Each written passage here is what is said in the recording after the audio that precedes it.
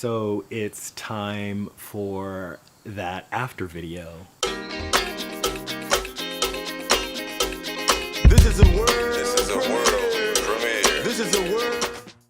So we spent the day yesterday working on the house. Like I said, I got up early and did some sanding on some plaster that we'd done on drywall that had been hung the day before.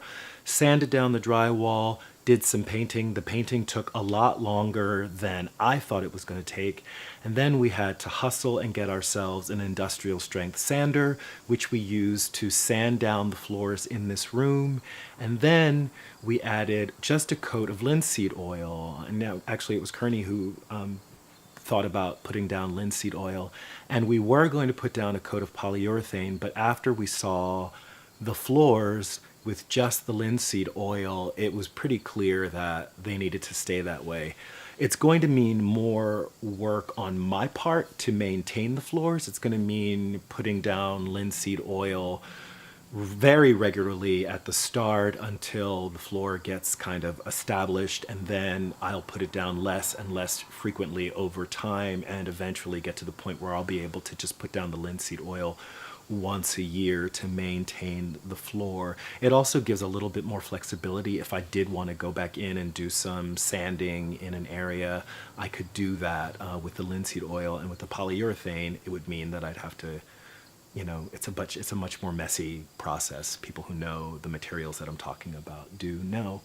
So I'll show you a little bit of what things look like. I'll show you some close-ups of the floor and some close-ups of, not some close-ups, but some general look around the room. And some people had some questions about the history of the house. I can tell you that the house was built in 1897. I know that because I went to the library and I checked basically the phone book, what the version of the phone book was in 1897, and the house doesn't appear in 1896, but then suddenly appears in 1897. It doesn't appear in any of the previous years.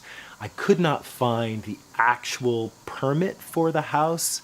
I checked a lot of records, and it's just really tiring because you're searching on microfiche. But I was able to find an obituary for the person who built the house. And William S. Piggins was a stone contractor. He built the house using the structure is mostly brick with sandstone facing, and it's very unique for this area.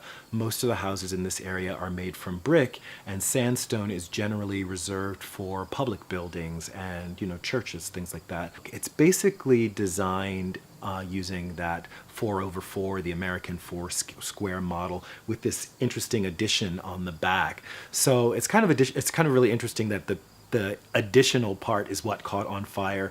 Again, as I said, it was the part of the house that was the least inhabitable. It was the last place in the house anyone wanted to be for an extended amount of time. And now I think it's become a pretty comfy little screening room. Now, I don't know if I mentioned this, but I had been looking for a projector, and I wanted to get a good one because I knew that I wanted to have people coming by to watch films, documentaries. We've already had a screening of Forks Over Knives. We've actually had a couple of screenings of Forks Over Knives at the house. Anyway, so I was searching for that projector, a nice projector, and I knew that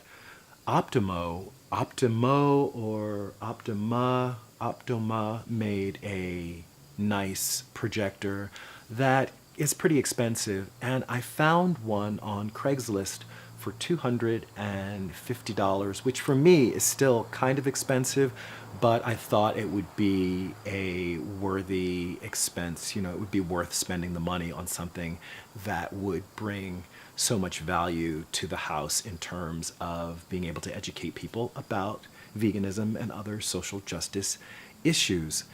That's it for this video. Like it if you like it. Share, comment, subscribe.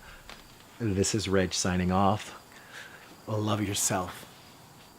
Peace. And I love myself. The world is a ghetto, big guns and dick inside. I love myself.